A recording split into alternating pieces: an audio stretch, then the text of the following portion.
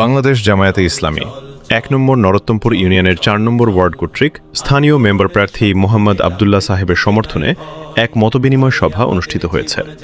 সভায় প্রধান মেহমান হিসেবে উপস্থিত ছিলেন অত্র এলাকার কৃতি সন্তান উপজেলা ভাইস চেয়ারম্যান পদপ্রার্থী এবং কবিরহাট উপজেলা জামায়াতে ইসলামীর সম্মানিত আমির অধ্যক্ষ ফখরুল ইসলাম মিলন।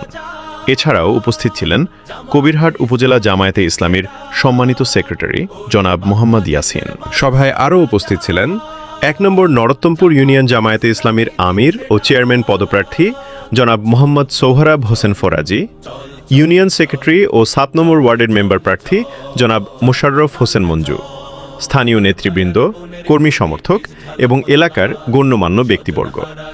সভায় বক্তারা আসন্ন নির্বাচনকে সামনে রেখে সাংগঠনিক কার্যক্রম জোরদার, জনসম্পৃক্ততা বৃদ্ধি, সুশাসন প্রতিষ্ঠা এবং স্থানীয় উন্নয়ন ও জনকল্যাণমূলক বিভিন্ন বিষয়ে গুরুত্বপূর্ণ আলোচনা ও মতবিনিময় করেন।